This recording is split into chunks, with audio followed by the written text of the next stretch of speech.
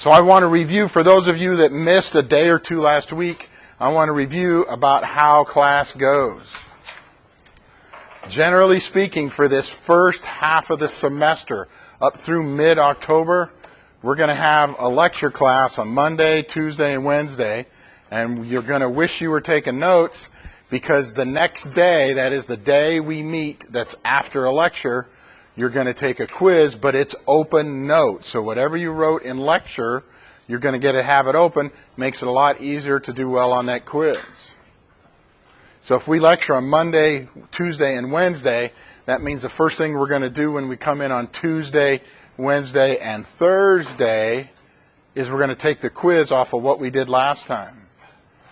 So technically, so far, we've only lectured once on Wednesday last week. And for those of you that were here for that lecture, you took a quiz on Thursday. Normally, we'll grade it in class, but there were some people in here that hadn't taken that quiz yet. The way it works is, here, I want to show you. If you miss a Monday, Tuesday, or a Wednesday, then literally you need to go to my YouTube page.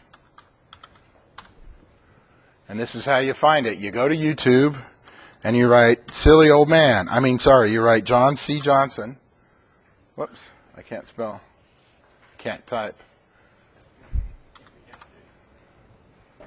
You're going to find this guy that's about 10 or 15 years younger than me. You can't even see that because I didn't turn on the projectors. Thank you very much.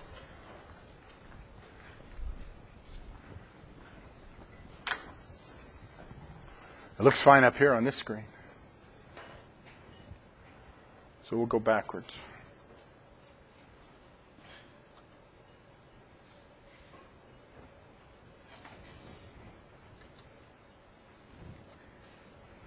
It's going to take forever for those things to warm up.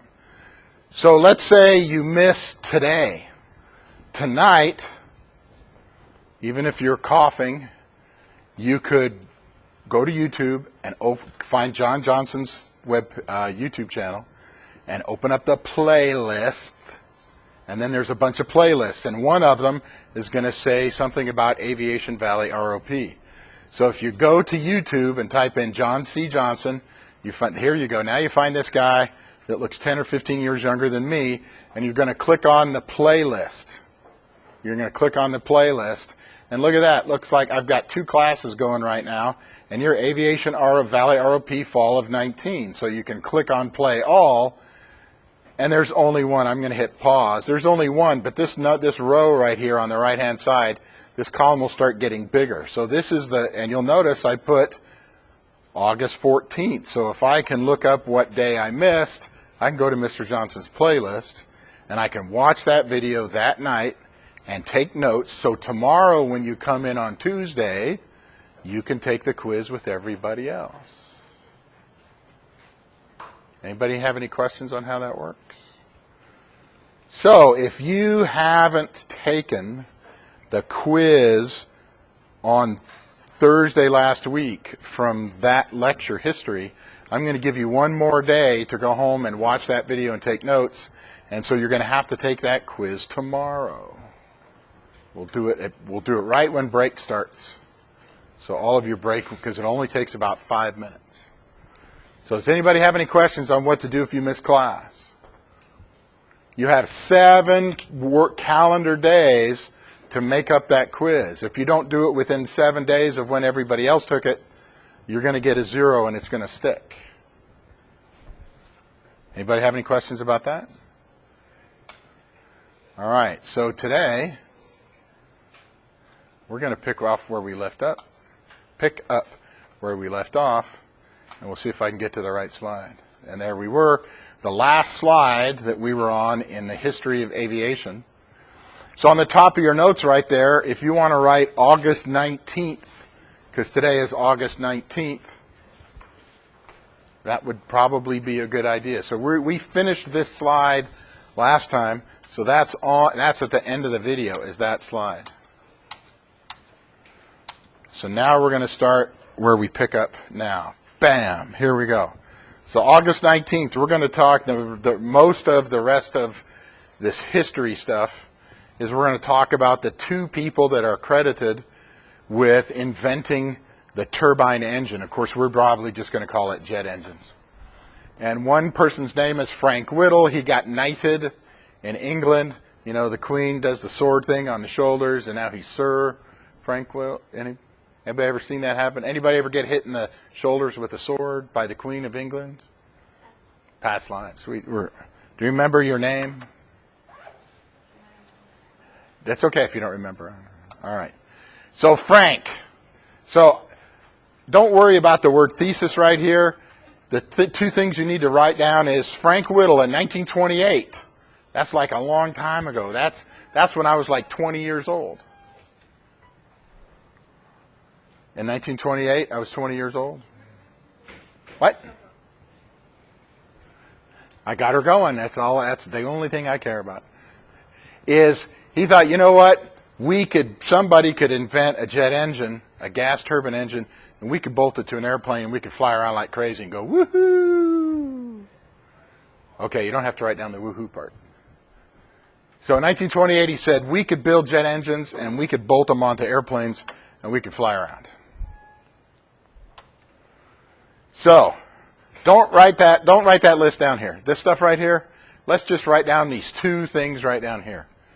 Let's just write down these two things on the bottom, the extremely high altitude and supersonic speeds. So we're going to say when in 1928, and this guy was still in his 20s, he was in his 20s, I can't remember, mid to late 20s. He thought, you know what, if we could build jet engines and then put them onto airplanes, we could go to stinking high altitudes. See how I'm not using any curse words? I said stinking. We could go to stinking high altitudes. Thanks for smiling, Samuel. I saw that. And supersonic. Does anybody know what supersonic is? No, it's not that place where you get the hot dogs.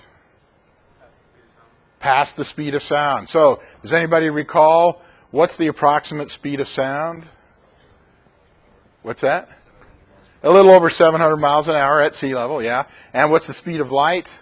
I'm not going to ask you the speed of light on the test. What's the speed of light? Well, you got the right digits. 186, don't write this down, 186,000 miles per second. So it's 250,000 miles to the moon, and it's 250,000 miles back. That's 500,000.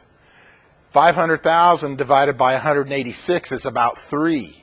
So if you put a mirror on the moon and you turned on a flashlight or a laser, and you could aim it that well, because you can't, and it would go through the Earth's atmosphere all the way 250,000 miles up and 250,000 miles down, that's 500,000 miles divided by 186,000 miles. That's 3 seconds. You turn it on, 1001, 1002, 1003. It would take 3 seconds for you to be able to see that reflected light. Now, in reality, you think it's kind of hard to aim a laser that well?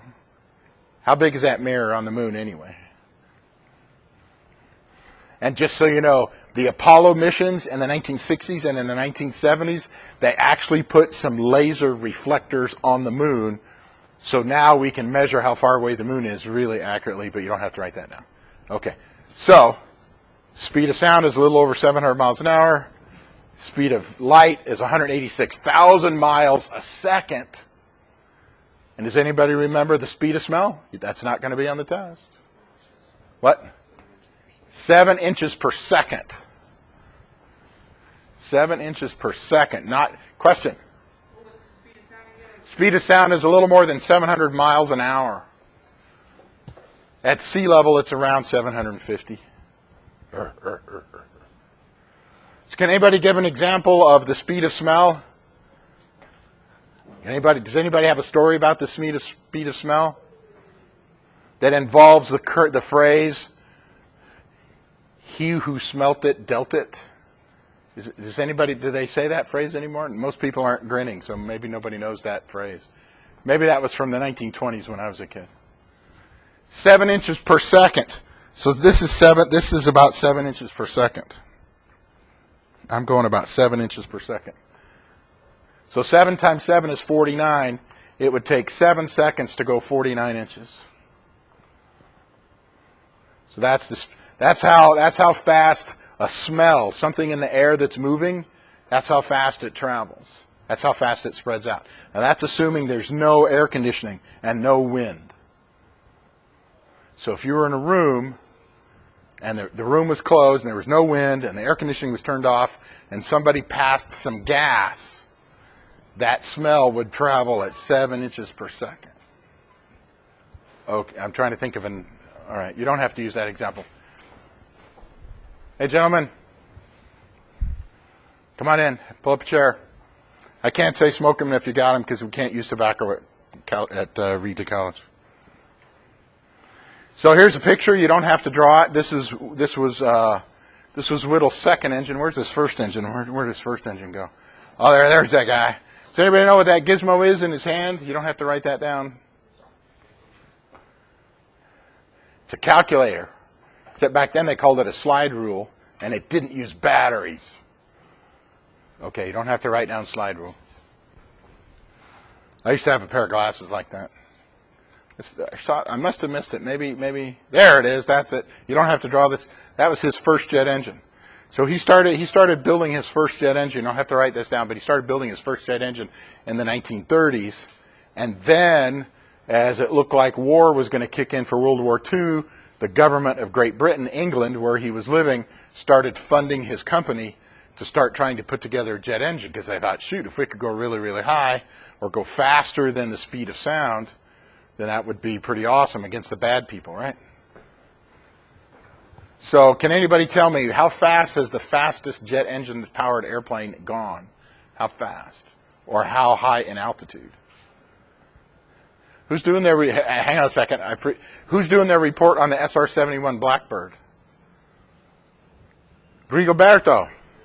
So what airplane do you think has the world record for a high altitude that's got a jet engine in it, not a rocket? What airplane do you think that is? The SR-71, okay. So which airplane do you think has the world's record? Oh, actually, did I say altitude or airspeed? Airspeed. Airspeed, okay. All right. How about altitude? Name the airplane that has the highest altitude of any jet engine powered airplane. What do you think it is, Rigoberto? Of all the airplanes that we've talked about in the last 2 minutes, which one is the most likely one that you would guess? How many airplanes have we talked about in the last 2 minutes? Just one, and that airplane is? Oh, and you think that has the highest altitude of any jet-powered airplane ever? No? Well, X-15's got a rocket engine on it. I'm talking about a turbine engine that uses jet fuel and sucks air in and burns air. Of all the airplanes we've talked about in the last minute, what's your best guess? SR-71, no, that's not correct. It'll stay at the highest altitude. It'll cruise around 80,000 feet, but there's an F-104 that got up past 100,000 feet. I know, you don't have to write that down. Has anybody ever heard of an F-104? Okay, here, I'll show you a picture, because I think they are, like, way cool.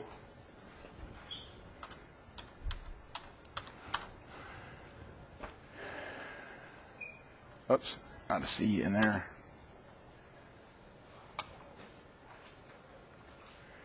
Yeah, F-104 Starfighter. Let's see. Let's dig up a NASA one. NASA had it as an airplane. When they had test airplanes, they would fly these around next to them to take the pictures in movies and stuff. So you can tell it was a NASA airplane because it's got the white, paint job with the big blue trim and then the yellow NASA on there. Has anybody ever seen one of these? Now they got rid of these because these were made in the 1950s. Now they got F-15 fighter jets. Okay. This airplane would go 2 times the speed of sound, but they got one up to like 50, 60,000 feet, and they put it in a dive, and they pushed the throttle, they pushed the gas all the way forward, and dove it down and came up, and they got past 100,000 feet. So it actually beat the SR-71 in altitude, at least what the Air Force is willing to say how high the SR-71 went.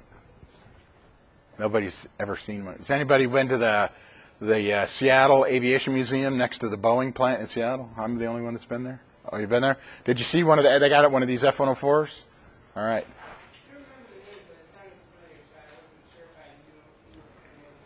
Well, you can go to the website and look at the Seattle Aviation Museum. I don't know if it's Boeing's or not, but they got F-104s there. All right. Who did not get their name on the sign-up sheet? Who did not get their name on the sign-up sheet? Okay, so back to where we were. So there's Frank. He figured out in 1928 we ought to put jet engines on airplanes, and he figured out. So if I was going to, so here's a practice quiz question / test question. What year did Frank Whittle figure out we ought to put jet engines on airplanes? I know this is really hard. Don't say the answer out loud. Who doesn't know the answer? Raise your hand and we'll tell you what to write down in your notes. Okay. So here's another example. What did he figure out in 1928? What did Frank Whittle figure out in 1928? He figured out it'd be a really good idea if we made turbine engines and bolted them onto airplanes. That'd be really awesome. And then another good practice question would be, what were the two things Frank Whittle thought if you put jet engines, turbine engines, onto airplanes, what are those two things that would let us do that would be really cool, really fun, really awesome? If you don't know the answer to that question, raise your hand and somebody will give you the answer so you can write it down and it'll be in your notes. And you can get 100% on the quiz, and you'll have something to study, so you can get 100% on the test. Speaking of the test, we'll talk about that later today. It's not today. Don't worry. There's no test today. You don't have to draw the pictures. I'm not going to ask you about a slide rule or an SR-71. Then there was Hans. There was Frank Whittle, and then there's Hans von Ohain. My German's not that good. Maybe it's Hans von Ohain. Does anybody speak German very well? Who wants to give this a shot? Nope? Okay, fine. So Hans von Ohain, he was not in England. He was in Germany. You may recall, and it's okay if you don't, especially in the second half of the 1930s, England and Germany were not getting along that well. They didn't start fighting yet. But Germany was starting to take over big chunks of Europe, and Britain said, shame on you, stop that. And Germany said, neener, neener, neener. And they kept taking over chunks of Europe.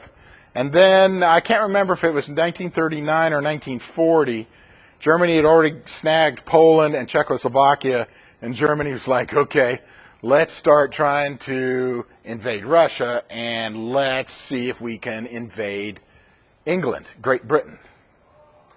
So literally, I think that was 41. I think that was 41. Is 41 the Battle of Britain, 1941?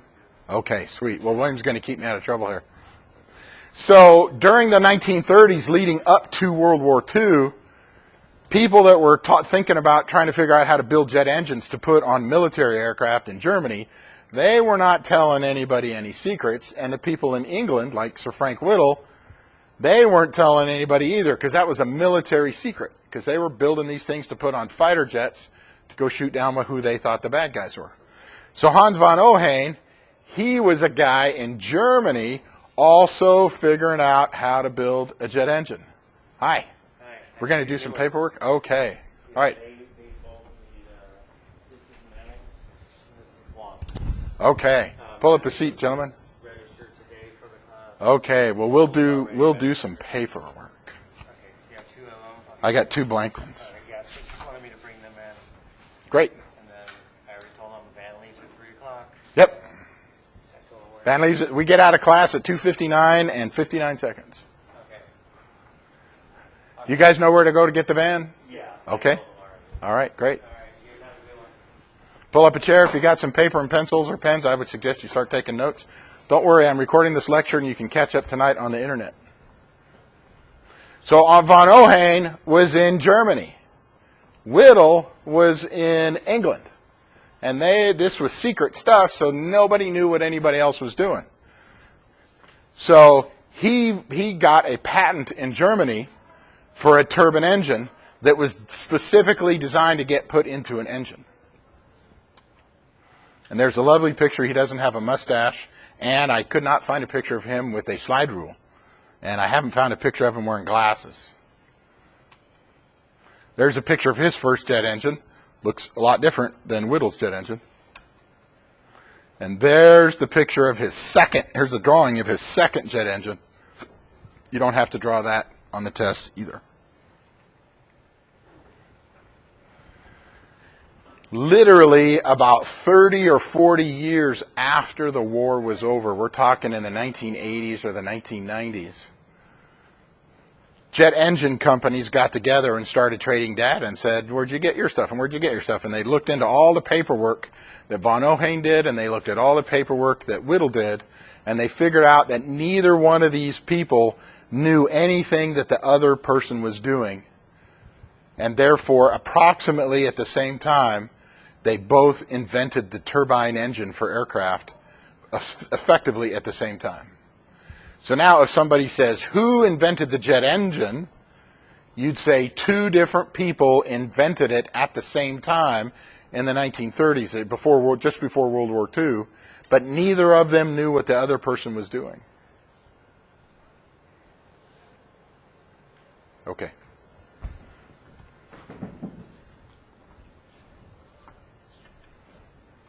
Question? How did their turbines differ? Mostly just in size and very small details. We're going to get into it in this next chapter. We're going to talk about what's on the inside of a jet engine, and the insides of both of their jet engines were almost identical. It was like their exhaust was a little different, and the place where they burned the fuel was a little bit different. But the laws of physics are the laws of physics. Like you take some jet fuel, which is made out of kerosene, and just so you know, diesel fuel in cars and trucks is mostly kerosene. You could take diesel fuel out of a gas pump at any old gas station in the United States and pour it into a jet engine fuel tank, and the jet engine would run just great. It wouldn't know any difference. There's only about 1% difference between jet fuel and diesel that goes into cars and trucks. Both of those kinds of fuel are made out of kerosene, which is a kind of a chemical that comes from petroleum.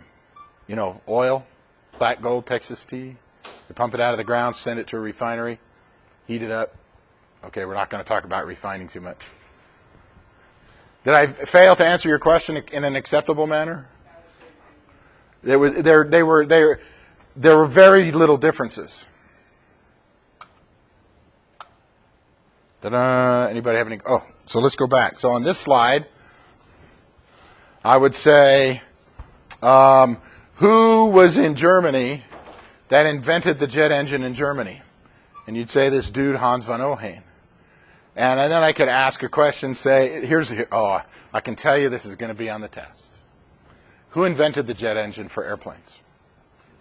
And it's going to be a trick question because you're going to say two people invented the jet engine at the same time, but they did it separately, and neither one knew what the other person was doing. And one person was Frank Whittle, and the other was Hans von Ohain. Anybody got any questions about that?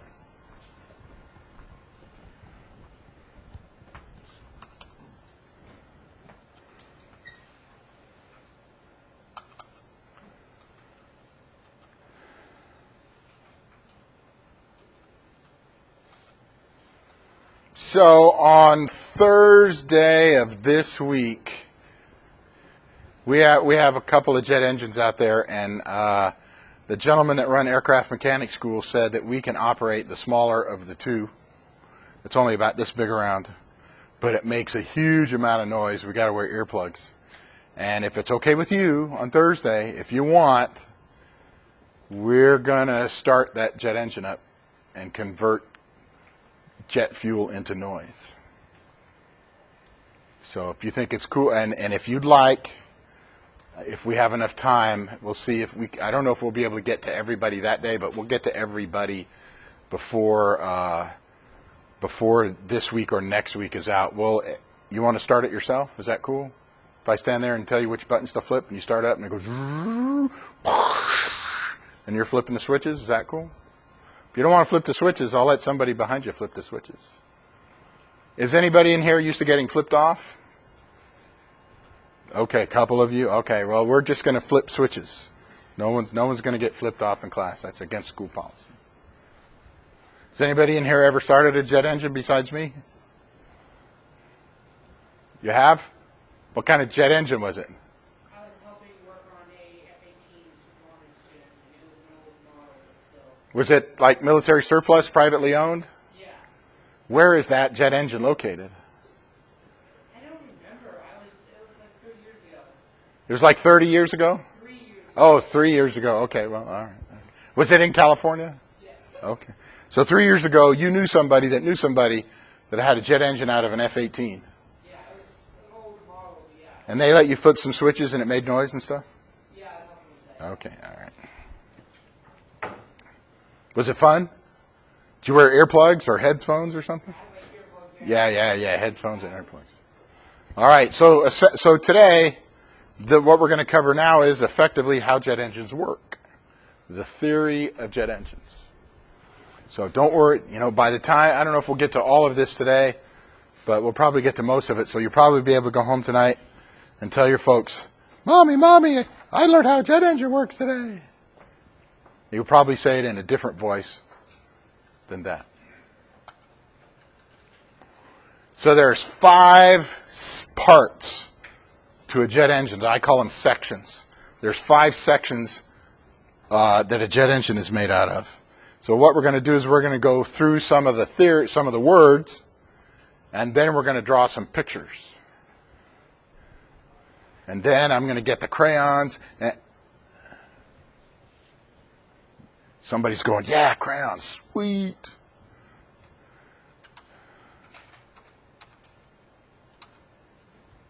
So there's the first one. We're going to talk about the inlet first. I might call it the intake.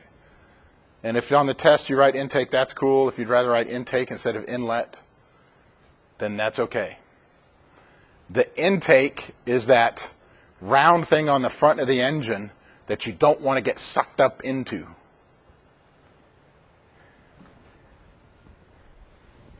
And that intake in there is to control the angle, the speed, and the pressure of the air that goes into the second thing, and that second thing is the compressor.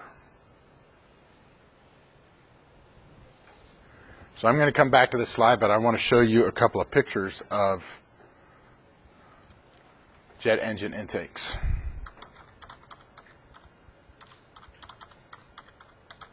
Or inlets.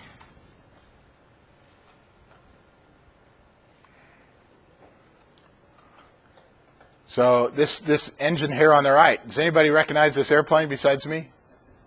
It's an F-16, that's right. So let's take a look at this airplane. Let's see. I'm pretty sure I know what airplane it's from. Does anybody know? I think it's from a small Airbus, like an Airbus A320. I'm not sure, though. It might be off of a smaller airplane. This round part right here and the first 2-3 feet, that's the intake. That is the inlet. Let's look at this one right here. Look, there's 2 or 3 feet before it gets to the first set of blades. This part here is the inlet. Here, let's try looking at this picture right there. No, they're not going to show us that picture. Okay, fine.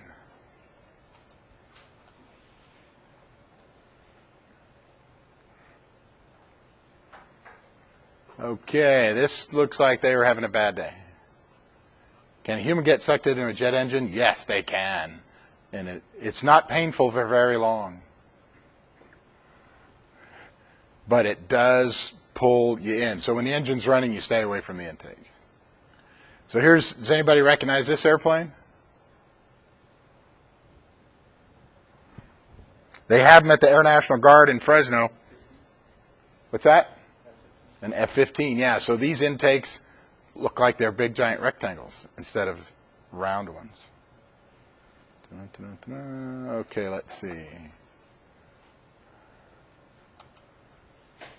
See if this one. Okay, there we go. Not so bad.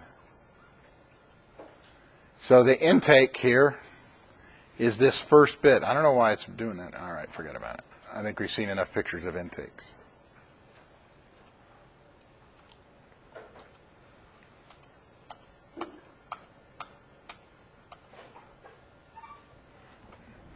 So we're not going to. Does anybody want to do the math like we're an engineer and figure out the shape of that thing using math Okay, good, because I don't know how to do that. So the shape of the inside of that intake, the inside of that inlet, has to be designed so that the angle hits the blades at the right angle, so the air is going the right speed, and so the air is at the right pressure. So that way the next thing that's in the engine, the compressor, when the air hits it, the compressor can act on that air the way it's supposed to. The compressor is the easy one. It does two things. The compressor, there's a whole bunch of blades in there, one after the other, after the other, after the other. And the compressor squishes the air. Has anybody ever seen that meme that, you know, where somebody's got their hand sticking out there and somebody's standing far away and they're saying, I'm squishing your head. I'm squishing. Nobody's seen it. Okay, all right. Maybe that's too old. Oh, that's so 90s. You're actually taking the air, and if it was, the volume of it was a cubic foot, you compress it or squish the air down so it's smaller and smaller and smaller. But as you compress it, the size of the air gets smaller, but there's still the same number of molecules in there, so it gets more dense. That is, for the same volume, there's more molecules in it. And that's what you want. You want that compressor for the air to come in and compress the air and make it smaller and smaller and smaller.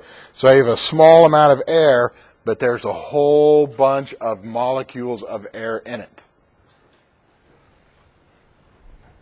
So let's take a peek at some compressors.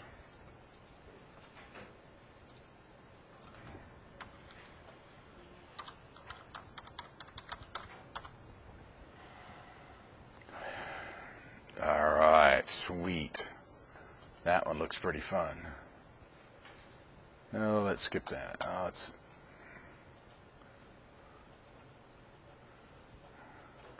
See, this is some silly person that has a jet engine at their house, in their garage. Where's the compressor? All right, fine. No compressor.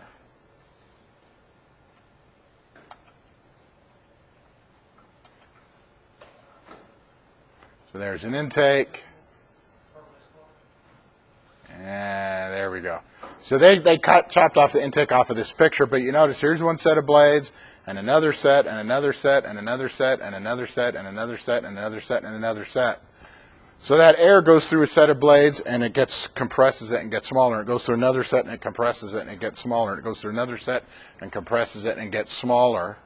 But there's still the same amount of air in there. The volume is reduced.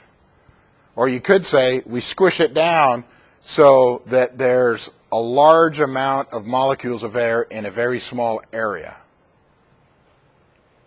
It's kind of similar to a car engine. That piston pulls down and sucks air in, and then the piston goes up and compresses the air into a really small area, and that's when the spark plug fires and catches the fuel and air on fire inside of a piston engine in a car. It's just that piston goes back and forth and back and forth and back and forth. How fast can you spin a car engine around without blowing it up? How many RPMs can you spin a car engine around without blowing it up? Go ahead, Aaron. 8,000? Yeah, there's probably some cars that can handle 8,000. That red line on the RPM gauge might be at 8,000. How about some motorcycles? Are there motorcycles that can go spin the engine faster than 8,000? Is anybody a motorcycle enthusiast? There's some motorcycles that will go to 10, 12, 14,000 RPM. Jet engines, if you get a nice small one, it'll spin around at 40 or 50,000 RPMs. 40 or 50,000 RPMs. Woo-hoo-hoo. And the reason we want it to spin fast is to compress that air into a smaller volume so it's really dense. Lots of air molecules in a small area. See if there's another compressor. Here's another compressor. Hey, this one, oh, it's animated. Cool. So this one has 1, 2, 3, 4 sets of blades spinning around. So that's pretty common. The bigger the engine, the more sets of blades. The smaller the engine, probably less sets of blades. In fact, the jet engine we're going to start, it only has one set of rotating blades, but it's not very fuel efficient, and it doesn't have that much power. If you look at a big giant airplane jet engine, Which here's a picture of one.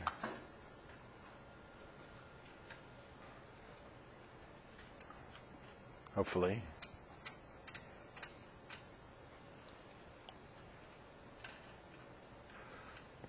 It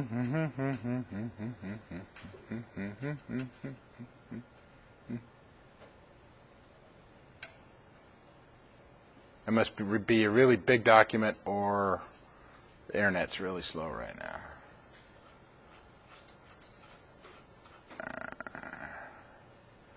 There's some more parts. 1, 2, 3, 4, 5, 6, 7. That's not the picture I wanted. Maybe this one. Yeah, show us this one. Please, pretty please. Okay, that one's not too bad. So on this jet engine, there's a big giant fan here. It works kind of like a propeller. But right behind it, here's some compressor blades, and then here's even more compressor blades. So this looks like it has 4 plus 6 or 7 or 8. This has 10 or 11 or 12 sets of rotating blades just to squish the air and make it a really, really high pressure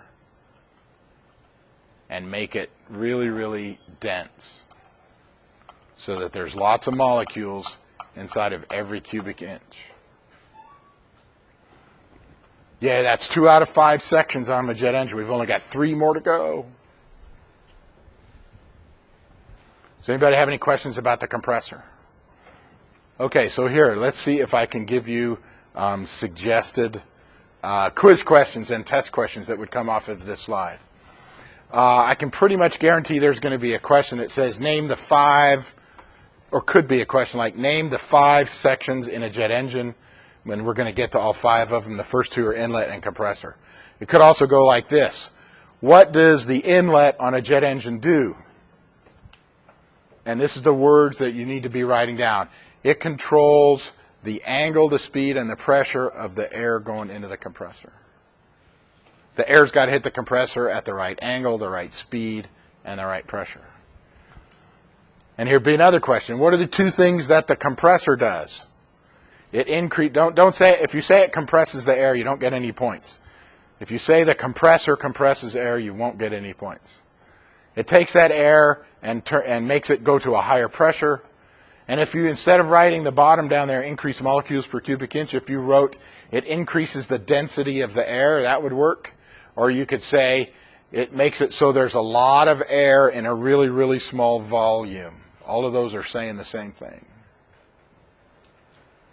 Does anybody not understanding those examples of possible quiz questions or test questions?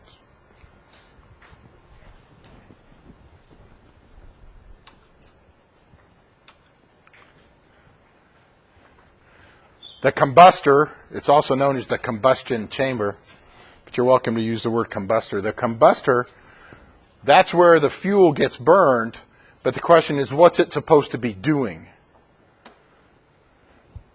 And the combustor, this is the place where we get the energy out of the fuel and do something with it, so in the end, we can have thrust out of the jet engine. And you probably don't remember, because it's been since Wednesday last week, that to get thrust out of a jet engine, there's 2 ways to get thrust. One is to take a certain amount of air and speed it up so it blows out the engine faster than it came in. And then the other way to get thrust is to have a higher pressure in the back of the tailpipe, so the pressure in the back of the engine also pushes the engine forward. Well, somewhere inside of this engine, we have to speed the air up. If we want to if we pull the air in, let's say our jet engine is sitting there on the ground and we're going to take off. The air out in front of the engine's not moving. It's at 0 miles an hour. We want to speed it up and blow it out the tailpipe at 500 miles an hour.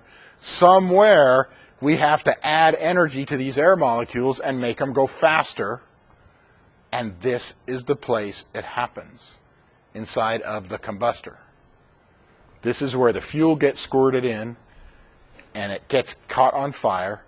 Does anybody, what happens if you took a coffee can and you emptied it out and you put some lighter fluid in there and left a little air in there, and you glued a metal lid on top of it. So the metal lid was glued on really, really well, and you let it sit for a couple of days till the glue was really good and set.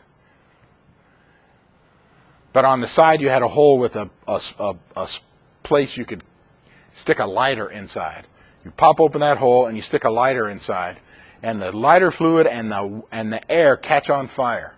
If you could light it really fast and cover up that hole, what's going to happen to the temperature of the air and the fuel burning inside that can? I know this is difficult. Don't say it out loud. Don't say it out loud. I know this is tough. If you catch the fuel on fire, what's going to happen to the temperature inside of that can? I'm making a joke about how hard this is. My hope, if you don't know the answer, that's okay. But hopefully your answer is, okay, if we catch the fuel and the air on fire, it's going to get hotter. If you didn't think that far, it's okay. That's why you're here. So that air and the fuel, when it burns, it's going to get hotter inside. So how many people have had chemistry or physics? How many people have had at least 1 year of science in high school? Remain seated. Okay, so everybody's had at least 1 year of high school science?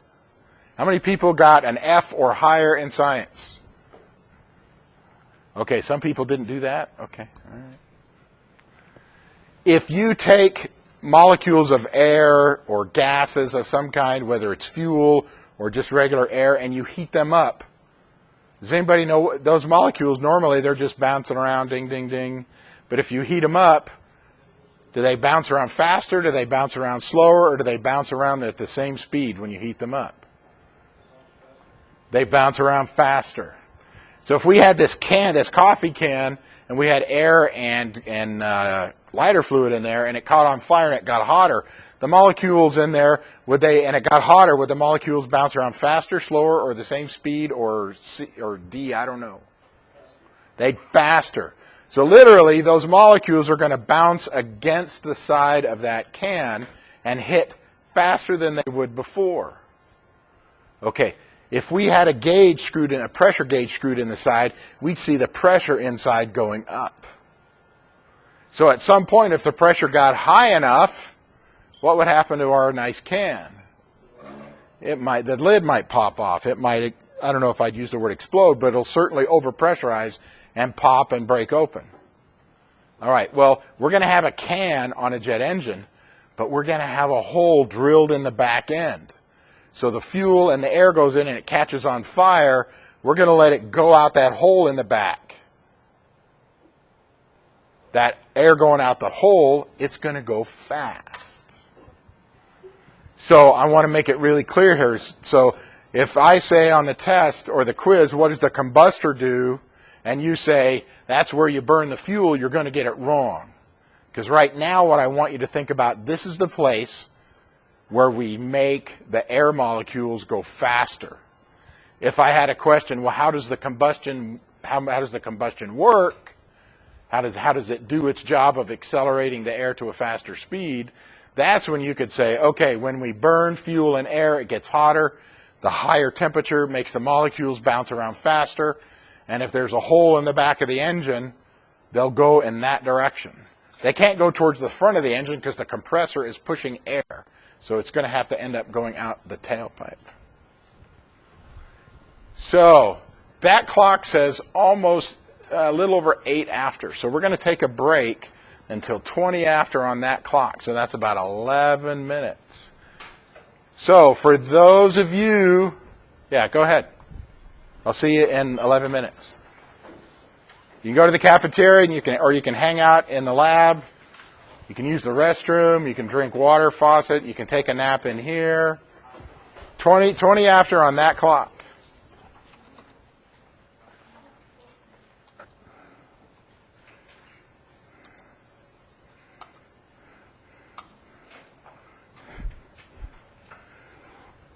All right, so here's the turbine section is the 4th out of 5 sections.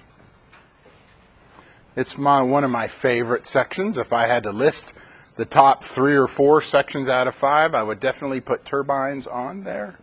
And I'm sorry, I can't remember your name. Noel, yeah, you may not use portable electronic devices in class. Angel, you may not use portable electronic devices in class. That includes cell phones. All right, everybody on here? Anybody not? Raise your hand really tall. All right. A squid doesn't have turbines, but it's got a jet. It pulls in water and blows it out the tailpipe. A rocket engine, it doesn't have to pull in any air at all because it carries around its own oxygen. It has an engine and combustion occurs and it blows it out the tailpipe. It's a jet propulsion device. But a jet engine that we're talking about, a turbine engine that we put on airplanes or helicopters, they pull in air, and we use jet fuel most of the time to power them. But that compressor out in the front, it's a bunch of blades spinning around. We have to have some power to spin those blades around. So that's where the turbine comes in. That combustion chamber, it makes the gases go faster. All those gases go through the turbine section, and so that air slows down a little bit. So it's taking some energy from that air, but the air still goes out the tailpipe pretty fast, so we're still going to get some thrust. So in this case, on this engine right here, these blades here in the back, these are the turbine section. Actually, these two sets and these 4 or 5 or 6 right here. These turbines, air goes past it, the air slows down, and the energy these turbines collect go through the shaft to spin the compressor, and in this case, to also spin this fan. Because we got to have something to keep the engine running. We have to get some power somewhere to spin that compressor. If we don't spin the compressor, air doesn't go into the engine. If we don't get air into the engine, we can't even turn it on. We also need that compressor to increase the pressure of the air a lot. The higher the pressure, the more fuel efficient the engine is going to be. The higher the pressure, the more horsepower or the more thrust we can get out of it. So we're going to have a turbine or set of turbines in the engine before the air leaves to extract energy to make the compressors spin.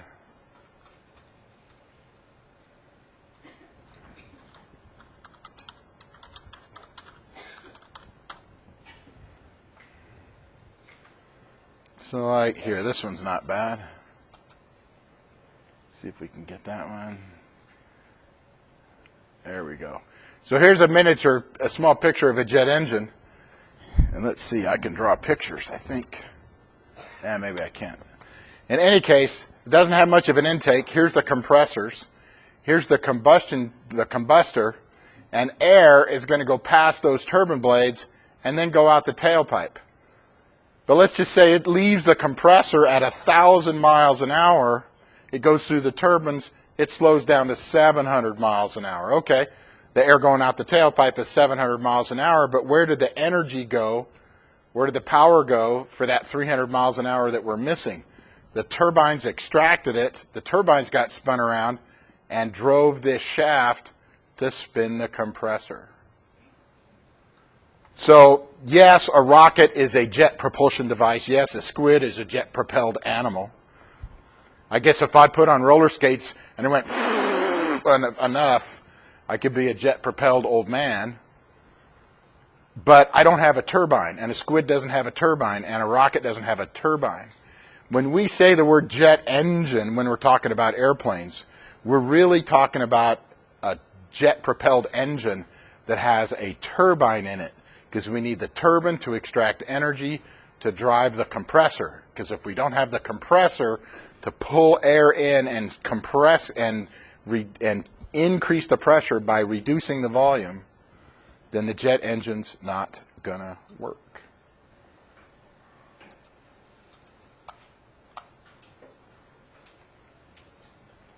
So let's cross out accessory section.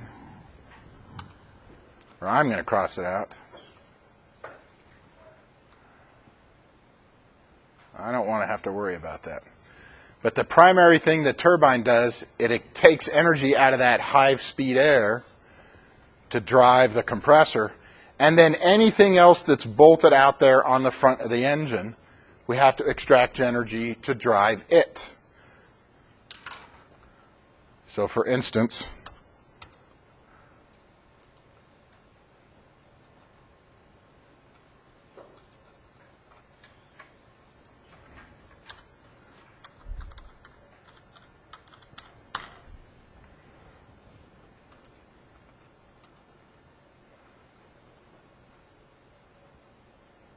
so here is a jet engine that has a propeller on it.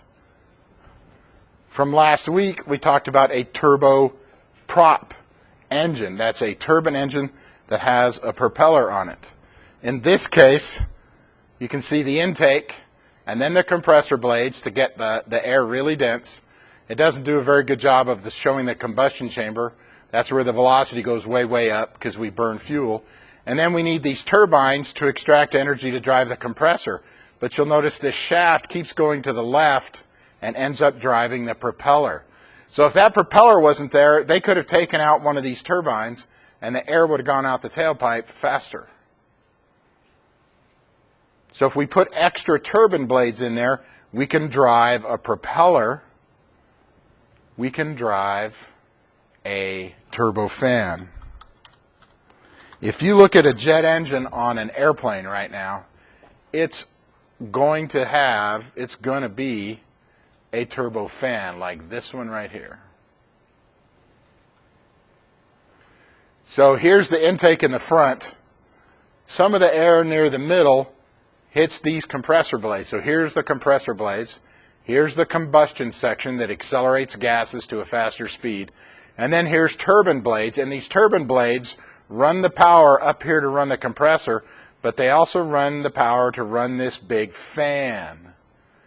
This fan is a lot bigger diameter than the exhaust pipe. If you look at this thing right here, based on this picture, if the exhaust pipe was 1 foot across, then the fan over here is pretty close to 3 feet across. But some of this air, you'll notice, it goes through the fan and it never goes through the engine. What makes this fan spin? Having these turbines in the back. So if we want to drive a big fan, which modern turbine engines on airplanes are turbofans, they have a turbine engine that spins a fan, and then some of them are turboprops. Like for instance, see if we can find a better one.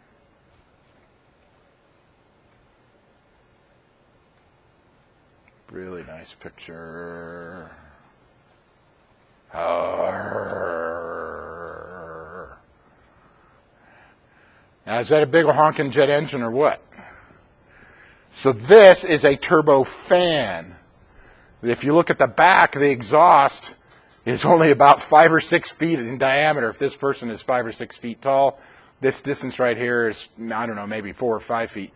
The turbine blades are in here, and there's a shaft that goes all the way forward. We can't see the compressor blades, but the fan on this thing is a whole lot bigger than the diameter of the engine. Now, granted, they're going to cover this engine up so all these parts don't get in the way and slow the air down, but most of the air coming in the fan doesn't go through the engine.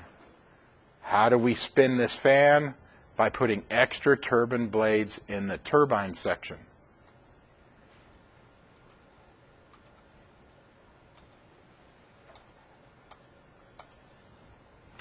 You know what I think, in addition to, PowerPoint's not working, it's the end of the world.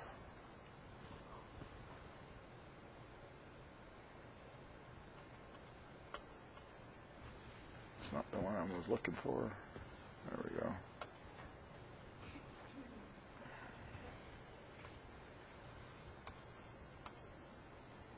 So let's get rid of, whoops. Too far.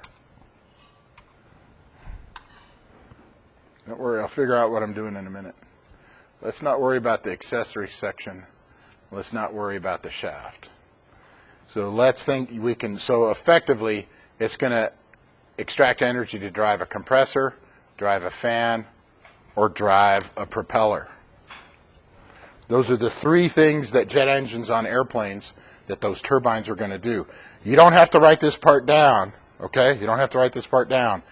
But 2/3 of the energy that goes through that turbine engine is there just to be extracted by the turbines to drive the compressor. That only leaves 1/3 of the energy to drive that big old fan or drive that prop or go out the tailpipe as thrust. But that's actually about the same as your car. Your car burns a lot of gasoline, but you blow a lot of the energy out the tailpipe as heat. And if you have a cooling system with a radiator, a bunch of that energy that gets burned because of the fuel goes out the radiator in the form of heat. Cars are only about 25% efficient. Only about 25% of the gasoline you burn in it actually gets used to make the car go. The other 75% is lost in the form of heat. You don't have to write that down. And then the exhaust, you'll notice the exhaust has angle, speed, and pressure. Let's not worry about, let's put it like this.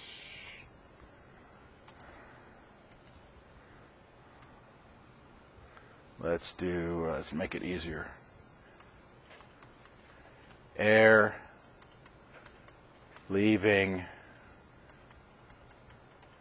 the engine.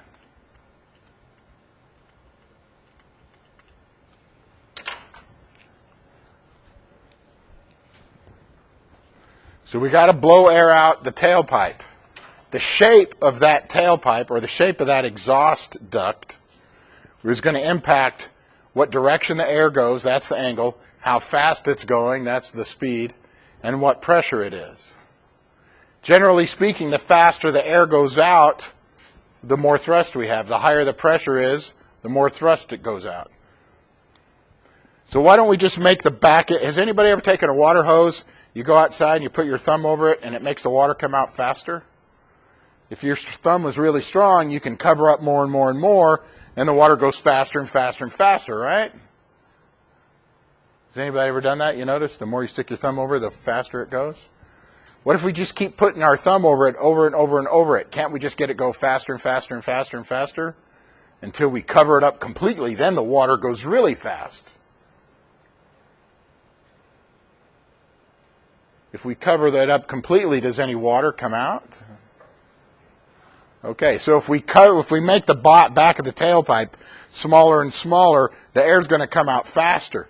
But at some point, we make that small enough, air can't get through the engine. If air can't go through the engine, it won't run, because we have to burn fuel in order to make the engine work. If we make that smaller and smaller and smaller, the air comes out faster and faster and faster. But at some point, we make it so small, the air won't go through the engine. It's just like sticking your thumb over the back of over a water hose. You gotta there's some sweet spot where you get the most amount of water coming out of it. But we're not engineers. We're not going to design how big that tailpipe is. Somebody else is going to figure that out for us. So if we look at an exhaust,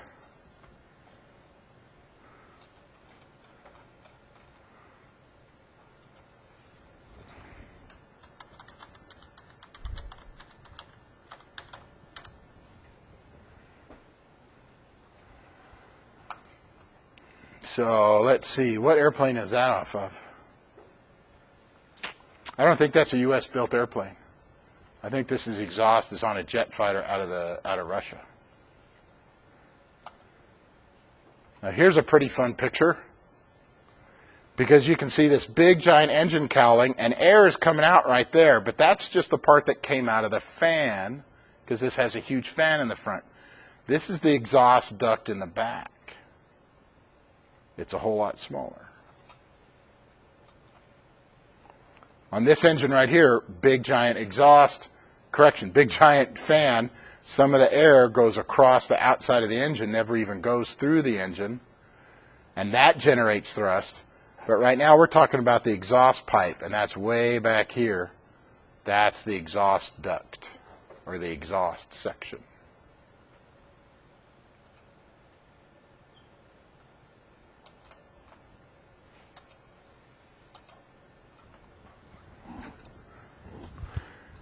So you may not recall, or you might not have been here that day, but I am taking these lectures off of lectures I used to give at an aviation university for juniors in college.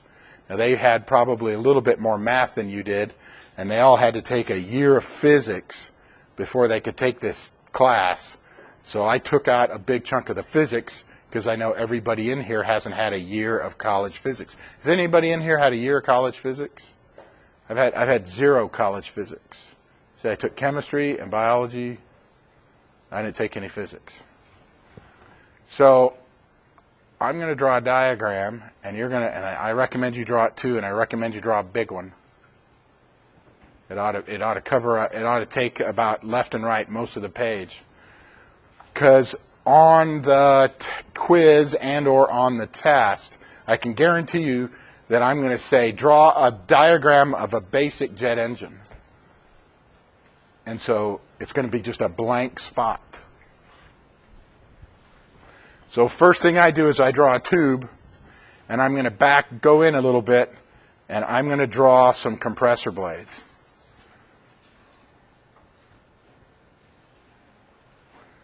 And I'm going to draw 5, but if you draw 4 or 6, I don't care.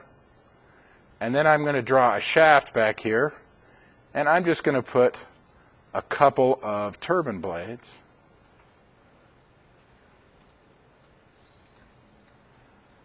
I'm going to put these curved spots in here. And that's all I expect you to do for the drawing part. And then it'll say, label the 5 basic sections. And use arrows. So I'm going to write an arrow right here, and I'm going to say inlet. And I don't care where you put the arrows, I just like going back and forth.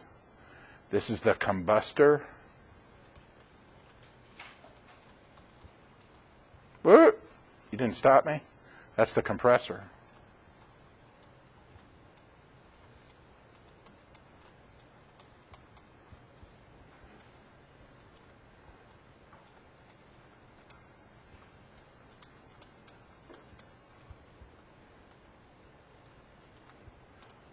We got the turbines.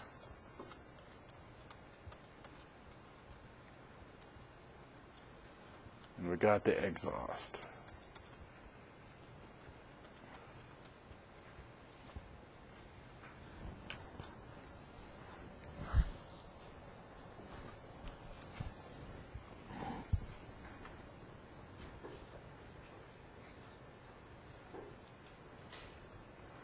Just so you know, William, you're not going to do well on the quiz tomorrow unless you're conscious with your eyes closed.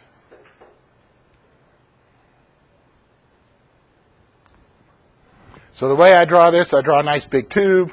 I back in a little bit so I can have an intake. I draw 4, 5, or 6 compressor blades. I draw a shaft towards the back, put in a couple of turbines, a couple of squiggly lines for the combustor, and now I can label all 5 sections. So the question would go like this. Draw the basic diagram of a jet engine and label all 5 sections. So if you don't think you can do that, I recommend you copy this down. My best suggestion for the test, does anybody remember when the test is going to be?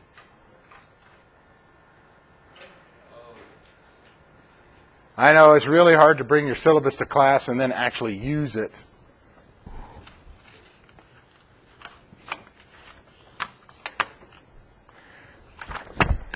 Does anybody not have one of these? You got one of these? You guys got one of these? No, it's not in there. Did you get one of these the other day? You didn't get one? I'm going to have to print one. Let's print some more. I'll print some more. Did you have a question? No, I was going to say it's on Wednesday. The first test is on Wednesday.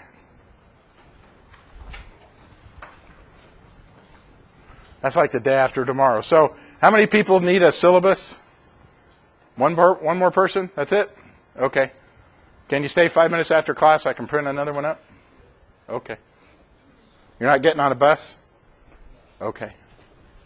So I forgot on the previous slide,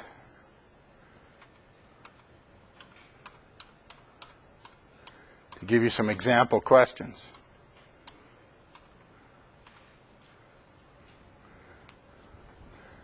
Let's see, we did the combustor already. So a question would go like this: What does the turbine and the turbine section do?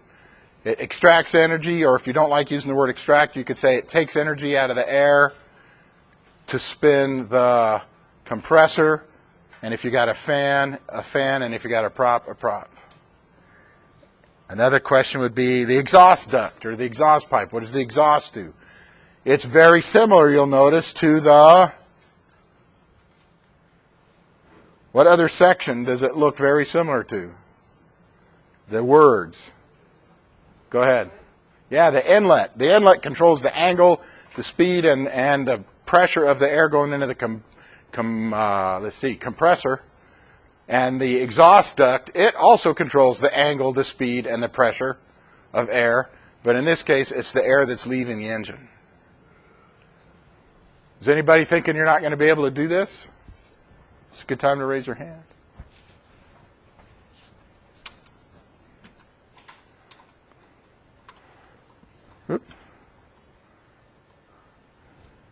I would suggest when you're studying for the test that you get out a blank piece of paper and try this out and then compare it to your notes. Hey, Jesus, no phones in class. No use of phones in class. This isn't the... Whatever's in your ear, please take it out. When you go like this, well, what's that? What's your earphone connected to? What's that earbud connected to? Okay, so when this isn't the first time I've asked you to not use your phone in class.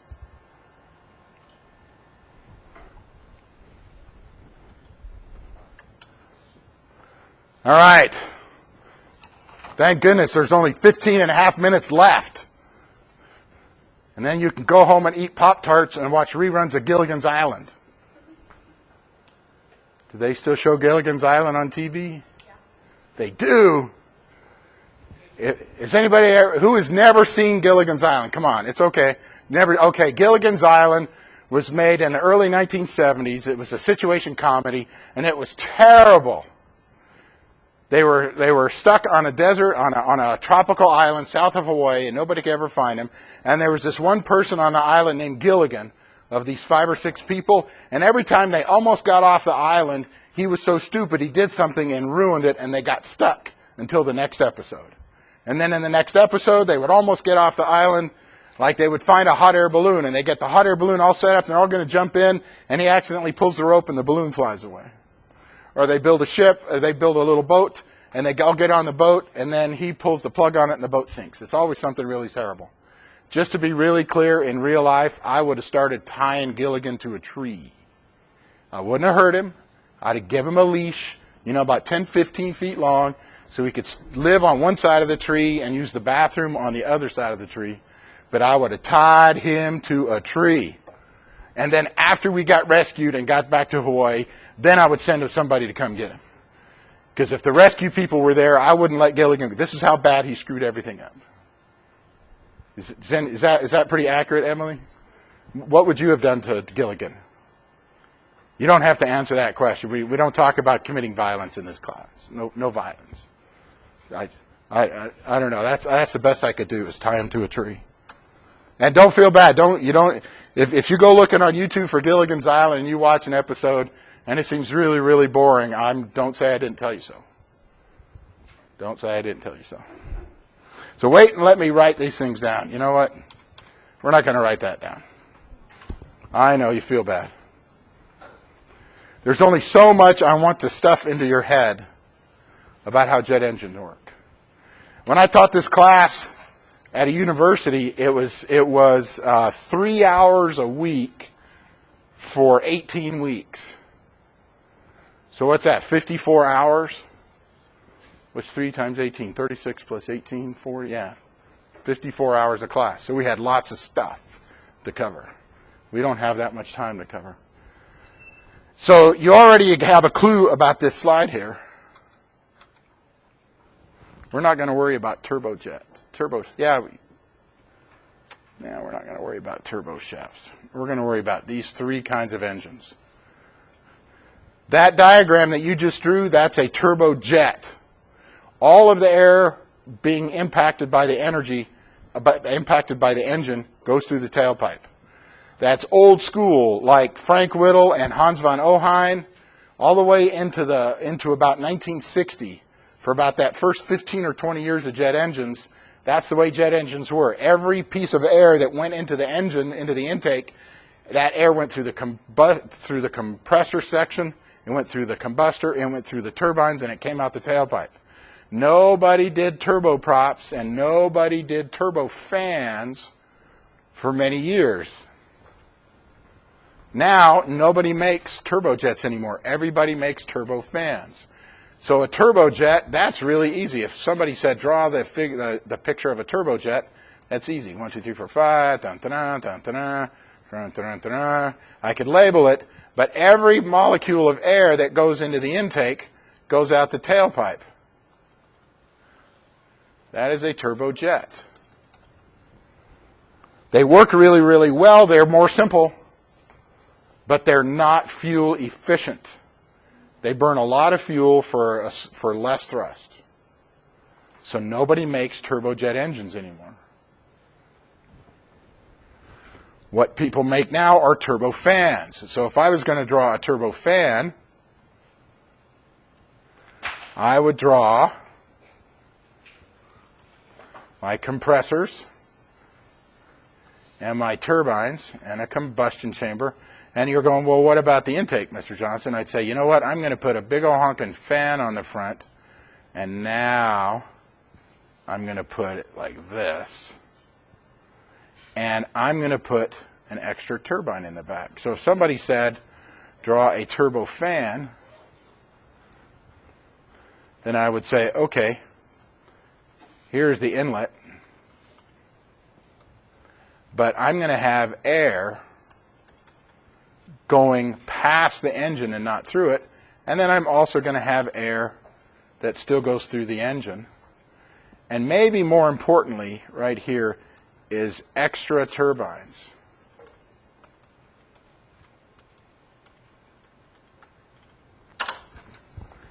We got to have those first two turbines in there just to pull energy out of this high-speed air to drive the compressors. We also need to pull even more energy out of that air, slow it down even more, and take that energy to drive that big old fan. If you get on an airliner that was built since 1965, you are on an airplane that has a turbofan engine. The fan in the front and the intake, that fan is a bigger diameter than the diameter of the exhaust. Now, sometimes, you don't have to write this down, you don't have to write this down, you don't have to write this down, this part I'm going to put in red here. Sometimes what they'll do, it's you look at it and you go, that looks like a turbojet to me, Mr. Johnson. It's because they'll take this duct and run it all the way back like this, and then you can't see that there's a small exhaust and a big fan. Like if you look on a business jet, pretty much any business jet built since 1970 has a turbofan on it, but it's because they run that outside ducting all the way back, and you can't see where the exhaust is different from this other air. So for instance, let's take a peek. Okay, that's interesting.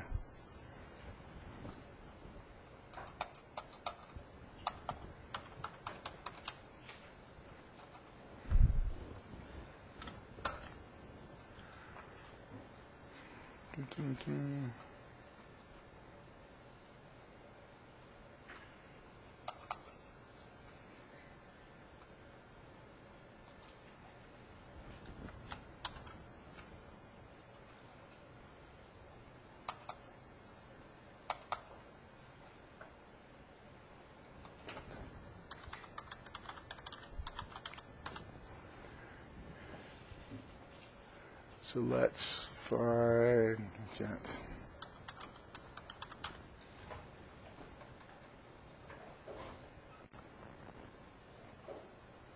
Let's look at one from, I'm trying to find one from the side. And nobody wants to take a picture of that. Here, let's look at this one. So here's the, is this the Eclipse? I don't remember which model of airplane this is. Yep, it's the Eclipse. Where was that picture? Fine, no picture. If you, oh, I can't blow that one up. Let's find another one. Okay, there's one. That'll work.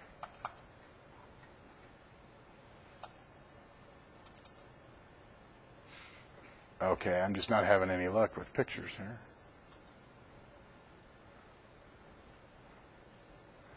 Well, let's look at that. I know it's a small picture, but it doesn't look like you can look in there and see that there's a small exhaust, but the duct around it is bigger. They just ran that whole outside piece of pipe all the way back, and you can't tell the difference. It may look kind of like it's a turbojet, but it's really a turbofan. Nobody makes turbojets anymore. So here's another one. Here's the intake. It's a big diameter. There's a fan in there, and they just run the duct all the way back. If we looked at old school, old 747, we looked at an old one. All right. Look at that. Now this one's pretty easy. This way here is the small exhaust duct, and you can see this big fan in the front, this air around the side. That air only went through the fan. It didn't go through the engine. This one is pretty easy to tell that it's a turbo fan.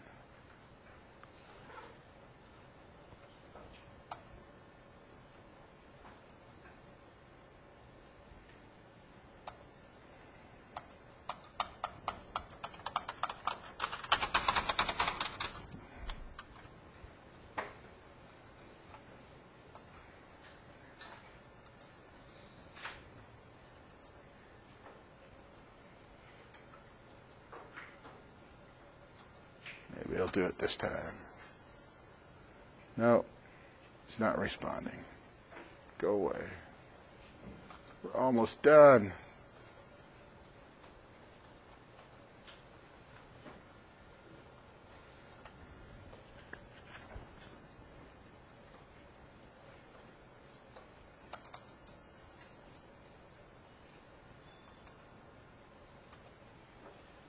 Ta-da! So a turbojet, that's the original simple jet engine that we drew and labeled. I put an extra one up here. A turbofan has a big giant diameter fan, and some of that air doesn't go through the engine. And number two, on a turbofan, you have to put extra turbines into the engine to extract energy to drive that fan. So here'd be a great question. What's the difference between a turbojet? What's the two differences between a turbojet and a turbofan? I guess you could say three. Well, it's got a fan.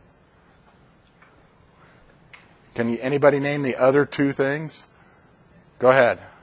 More fuel efficient, and Yes, I'm not looking for that one, but it's true. You're right. And the exhaust is different, the way it's used there. okay, say, well, 3 and 4 are different from each other. You'd have to say like 4 is 1 greater than 3. Anybody else want to try? Your answers are correct, but that's not what I'm looking for. Go ahead, Rigoberto. That, you know what? There must be 17 different things. You guys are correct. Yes, there's the larger inlet. What is a turbo? What component does a fan? Go ahead, give it a try, Aaron. It has more turbines. The inside of the main engine could be exactly the same, except if we want to drive this big fan in the front, we got to put extra turbines in there because we got to find energy, you got to extract energy to drive that big fan. In a turbojet up on the top, how much of the air coming in the intake goes through the engine? Goes through the core of the engine, goes into the combustor and all that. How much? Well, how much of the, on the top one? How much of the air? 100%. On this turbofan, does all of the air coming through the fan, does it all go through the center of the engine? No, some of it goes around the engine. It's called a bypass. I'm not going to worry about if you write the word bypass down. But in a turbofan, some of that air just goes through the fan and it doesn't go through the center engine.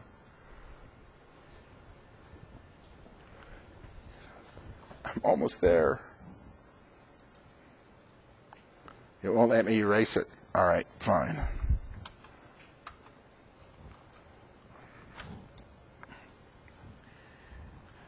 If all I did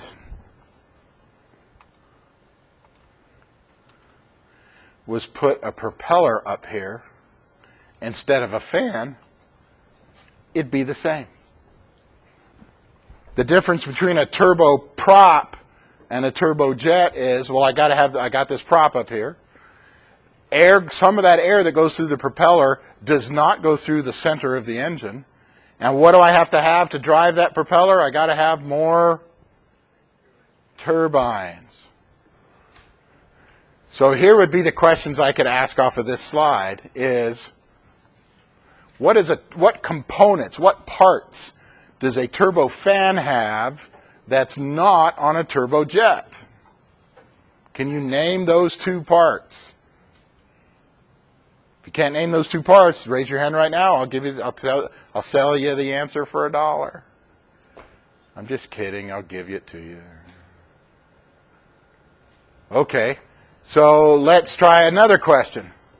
What do the extra turbines in a turbofan or a turboprop, why is there extra turbines in there?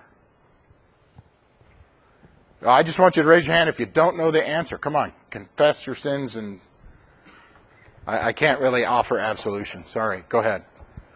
All right, does anybody want to help them out? What are those extra turbines in there for? What do they do?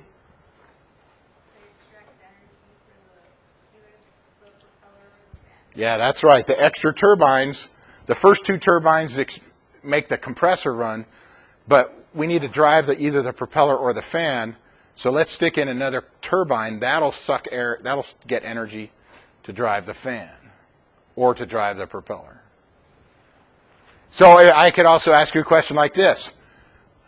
Does all the air that goes through a fan or a propeller, does it all go through the center of the engine? No, it doesn't. And in fact, most of the air on a turbofan or a turboprop goes through the fan or the prop, and far, far, far less than half go through the engine core. So I'm going to stick this up on the internet on my playlist.